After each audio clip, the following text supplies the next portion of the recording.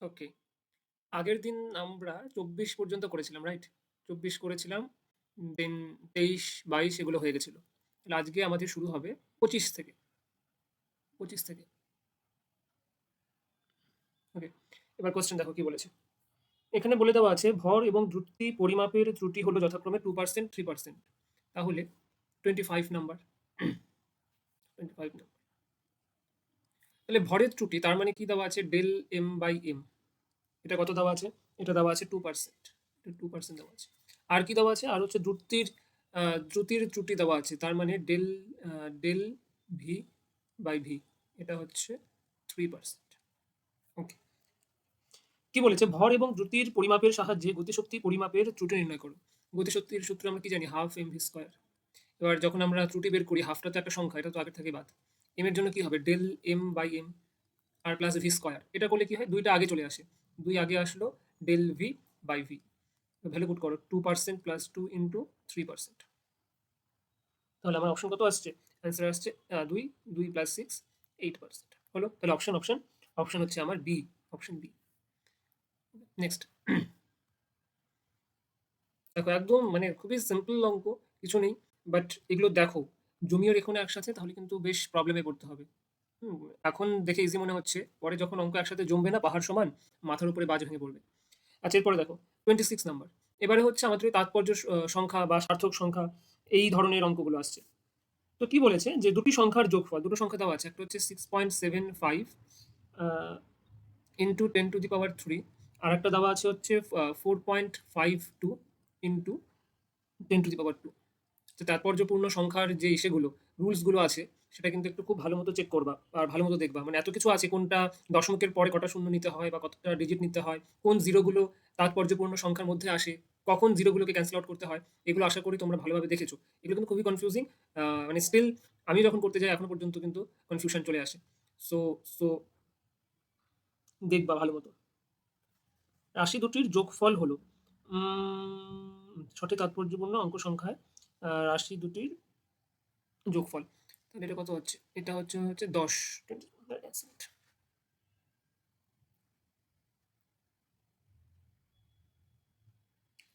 10 আসছে। 10 into, sorry, কোথাও একটা ভুল হচ্ছে। I am sorry. I am very very sorry. এখানে হচ্ছে সেভেন। এখানে হচ্ছে আমাকে এটাকে যেহেতু স্কোয়ারে আছে, এটা যেহেতু কিউবে আছে, আমাকে এভাবে করলে হবে না। আমাকে কি করতে হবে? কিউবটাকে স্কোয়ারে কনভার্ট করতে হবে। কিউবটাকে ফার্স্টে স্কোয়ারে কনভার্ট করতে হবে। ওকে।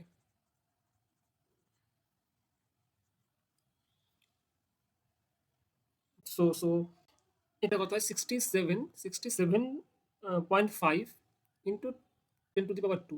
আর এটা কত হয়? 4.5 ইন্টু 10⁻²।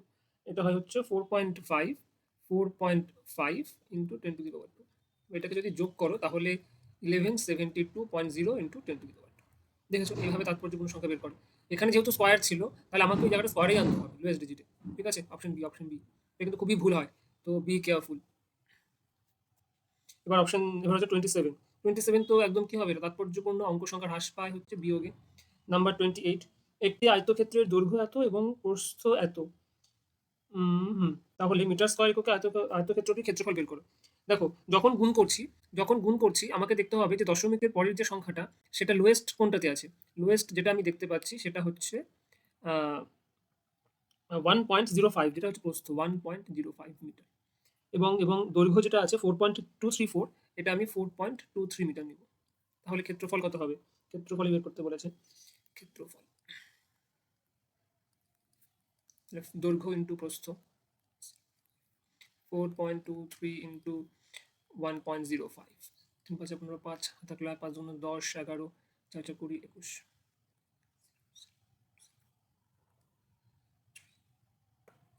তাহলে কত আসছে এখান থেকে? 4.4415। যদি আমি নিয়ে আসি তাহলে 4টা ঘর পড়ে 4.4415। এইবার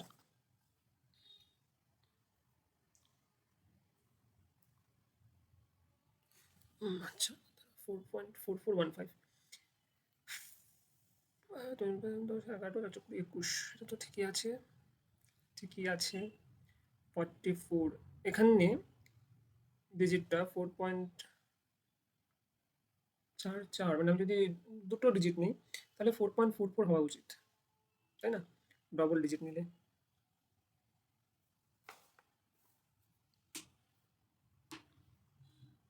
এখানে তাৎপর্যপূর্ণ সংখ্যাতে কিছু বলেছে।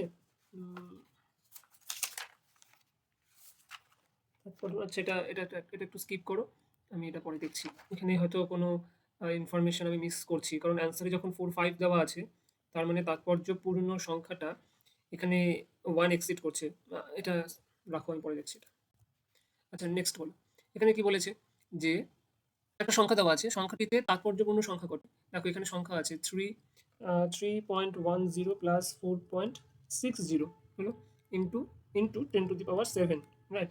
বা 10⁻7 এর কোনো ভ্যালু নেই এখানে, তুমি যদি এটাকে অ্যাড করো তাহলে কত আসে 7.70, তাহলে এখানে 1 2 3 তাৎপর্যপূর্ণ সংখ্যা 3 হবে। অপশন বি, অপশন আছে বি। এবার হচ্ছে 30। আচ্ছা, এগুলো প্রচুরবার করা হয়েছে। V equal to I R, আমি আর বারবার করে লিখছি না। তাহলে R equal to V by I. যখন আমি ডেল্টা আর বাই আর করবো তার মানে delta V by V plus delta I by I. Okay, okay. আচ্ছা, এবার ডেল্টা ভি মানে ভি বলেছে 100-তে 5, ভি বলেছে 100-তে 5, এটা কি পার্সেন্টেজে বের করতে হবে? তাহলে অবশ্যই 100, তাহলে অবশ্যই 100। আর ডেল্টা আই বলেছে 10-এ 0.2, 10-এ 0.2 অবশ্যই 100। ওকে, এটা কাটলো, এটা কাটলো, এটা হচ্ছে এটা 2, তার মানে কত হচ্ছে 5 প্লাস 2 ইকুয়াল টু 7। তাহলে অপশন কত দাঁড়াচ্ছে? অপশন হচ্ছে ডি। অপশন হচ্ছে কোথায় গেল? Option D. চলে আসো, চলে আসো পরে।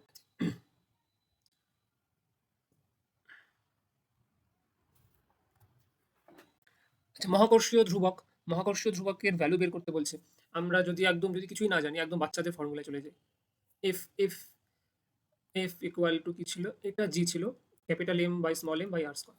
এখান থেকে জি এর ভ্যালু কি আসছে? F into r square divided by capital M small m. এখান থেকে এফ এর মাত্রা M L T to the power -2 into L square, আবার এম, আবার এম, এই এম এম কাটছে। তাহলে আলটিমেটলি যেটা দাঁড়াচ্ছে L square T to the power -2, sorry, L cube T to the power -2 m⁻1। তাহলে 31 এর অপশন হচ্ছে option D, sorry, option B, option B, option B, option B. আচ্ছা, নেক্সট চলে আসো।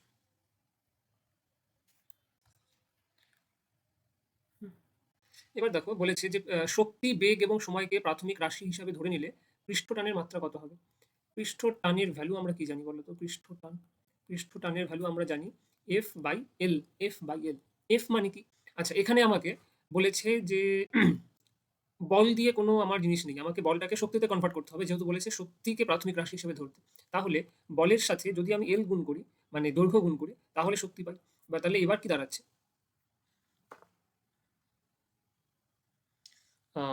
ওকে, এইবার এইবার ডাব্লিউ বাই এল দাঁড়াচ্ছে, তাই তো? W by L, W by L. Okay, M এর মাত্রাটা বের করে নিতে পারি। এম এর মাত্রা কি করে বের হবে? যে E equal to M C square. তাহলে এম ইকুয়াল টু কি হবে? E by C square. এখান থেকে বের করতে পারি M L two T to the power -2 divided by L two T to the power -2, তাই তো? ওকে, ওকে। তাহলে এম থেকে এটার তো ভ্যালু ভি, এটা তো হচ্ছে ভি ভি ভি স্কোয়ার, এটা হচ্ছে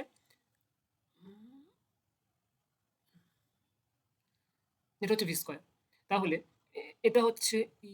তাহলে এম এর মাত্রা আমরা কি পাচ্ছি? এম এর মাত্রা পাচ্ছি ই বাই ভি স্কোয়ার, তার মানে E V to the power -2।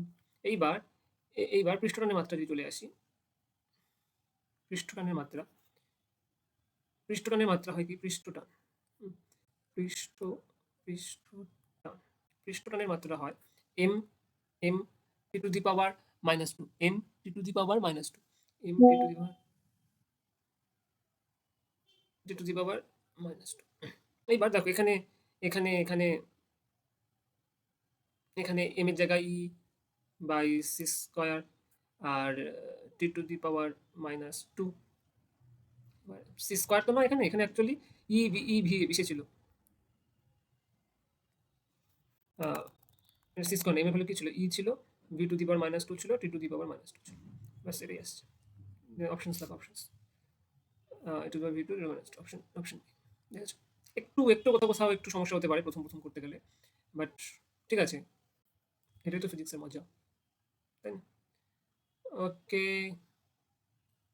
এবার দেখো টি সময় একটি কণার বেগ দেওয়া আছে, ওকে এবিসি এর মাত্রা যথাক্রমে বলেছে, তার মানে ভি ইকুয়াল টু দেওয়া আছে 33, ভি ইকুয়াল টু দেওয়া আছে এটি plus B by T plus.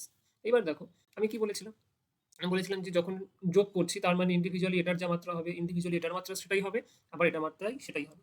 এবার দেখো টিটা হচ্ছে সময় বলে দেওয়া আছে, তার মানে যদি টিটা সময়ের সাথে যোগ আকারে থাকে তার মানে সি এর মাত্রা হচ্ছে ক্যাপিটাল ডি, নো ডাউট।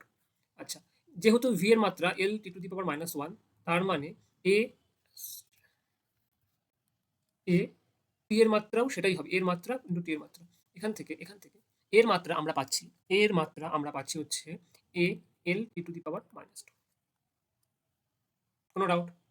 কোনো ডাউট? এবার দেখো আমরা সি এর মাত্রা টি পেয়ে গেছি, আর এল এর মাত্রা টি মাইনাস টু পেয়ে গেছি, তো অপশন তো অলরেডি বি হচ্ছে, আর চেক করার দরকার নেই। কিন্তু আমরা চেক করবো, কি চেক করবো, যে বাদিকে আছে L T to the power minus one, উপরে বি, নিচে আরেকটা টি, তার মানে বি এর মান হবে বি এর মান হবে এটা, এটা কেটে যাবে, তাই তো কেটে যাবে, বি এর মান হবে এল, অপশন বি। বুঝেছি? তো এতটাই সোজা ছিল আর কি, কিছু ছিল না মাঝখানে, আমাদের এই প্রবলেমটাতে অনেকটা সময় একটু লেগে গেল, বাট দিস ইজ ফেয়ার, কারণ অঙ্ক করতে করতে একটু যদি না আটকায় তাহলে ফিজিক্সে মজা কথা। ঠিক আছে।